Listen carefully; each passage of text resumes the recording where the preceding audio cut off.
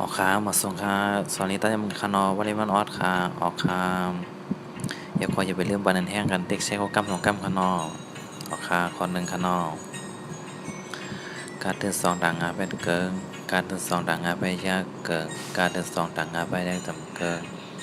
การเดินสองด่างงาไปจำนาเกิงการเดินสองด่างงาไปจำเดเกิงการเดินสองด่างงาไปได้ขึ้นเกิงเกิงเกิงเกิงเกิงเกิงเกิงข้อสองครับคาเดสองด่างงาเป็นเคิงคาเดสองด่างงาเป็นย่างเคิงคาเดสองด่างงาเป็นจำเคิงคาเดสองด่างงาเป็นจำนาเคิงคาเดสองด่างงาเป็นจำเดเคิงคาเดสองด่างงาเป็นได้ขึ้นเคิง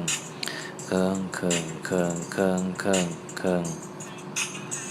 ข้อสามข้อนอกงานเดสองด่างงาเป็นเงิงงานเดสองด่างงาเป็นยากเงิงงานเดสองด่างงาเป็นได้จำเงิงงานเดสองด่างงาเป็นจำนาเงิงงานเดสองด่างงาเป็นจำเดเงิงงานเดสองด่างงาเป็นได้ขึ้นเงิง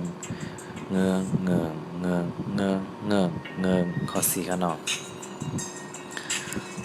จานเดสองด่างงาเป็นเจิงจานเดสองด่างงาเป็นแยกเจิงจานเดสองด่างงาเป็นได้จำเจิงจานเดสองด่าง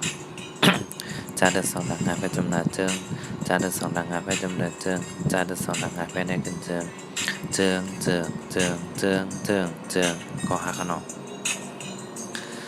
ซาเดสองด่างงาเป็นเซิงซาเดสองด่างงาเป็นแยกเซิงซาเดสองด่างงาเป็นจำเซิงซาเดสองด่างงาเป็นจำนาเซิงซาเดสองด่างงาเป็นจำเนินเซิงซาเดสองด่างงาเป็นได้ขึ้นเซิงเซิงเซิงเซิงเซิงเซิงเซิงออกคาลวงห้องคานอนกำเนิดครับคนหนึ่งครับ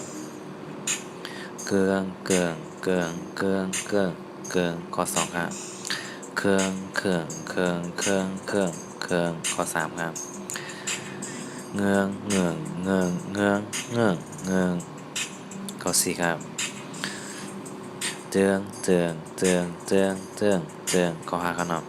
เสื่องเสื่องเสื่องเสื่องเสื่องเสื่องออกค้ามาส่งค้าก็อย่าไปลืมได้แซ่แผ่มันพี่น้องได้ออนไลน์เขากดดิ่งกดเรียนครับน้องออกค้ามาส่งค้า